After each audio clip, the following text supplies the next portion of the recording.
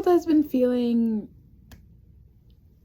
right now, and I just want to talk about it. In times of hardship, we often lean on community for support. For example, for me, I find a lot of community and support within my local masjid or my mosque, and going to Jummah prayers and being surrounded by other people who are also feeling the same things I'm feeling and also feeling as helpless as I'm feeling really helps me to be able to put things into perspective as I am thinking about my place in this world, and also, you know, obviously I'm Muslim, thinking about my place in the next world and my relationship to Allah subhanahu wa ta'ala.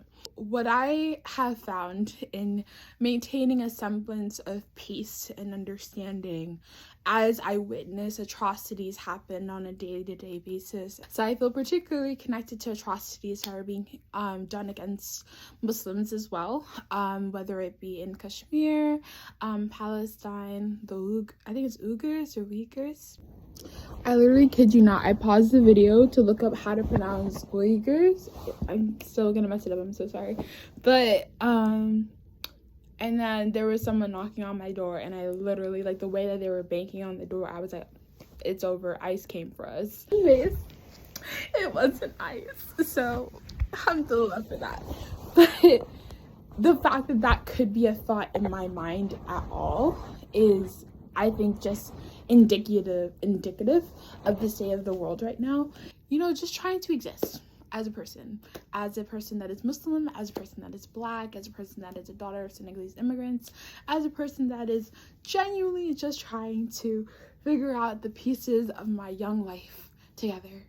And instead, I am being swept up and carried into this mass of darkness. Honestly, it's quite frightening, and so I want to talk about what I do to cope. Number one, I always have ice water with me, because ice water is kind of like a shock to your system when you're feeling anxious. Bismillah. Oh, this is different, and it cools you down. If I don't have ice water with me, I will likely have mints with me, and that's the same kind of concept of cooling me down. The next thing is fidget toys. Magnetic fidget toys are my personal choice. I'm trying to see if I like slime. I don't think I like slime very much. It's like the fact that it smells, like has a smell. I think I don't like that. I just think I can see how this is relaxing for other people, but maybe this just isn't good slime. I don't know. It's been here for a while, so I think it dried out a bit, honestly. Feels like I pulled out a unicorn's heart. This is what I imagine a unicorn's heart would look like. The last thing I like to do to kind of, you know, calm down is to blow bubbles. That was kind of weak. Let me try again.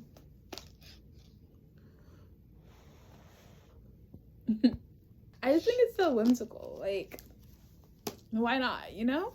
But ultimately, right, as a Muslim, I know in my heart, and I know that Allah subhanahu wa ta'ala is the best of planners. And although while I don't understand and I can never really, like, there are machinations. There are things happening at work, and I know that whatever happens, it is by the grace and the will of Allah subhanahu wa ta'ala, and whatever happens, Allahu Akbar, Allah is greater. And those are the kinds of things that I continuously remind myself throughout the day when things feel extra heavy.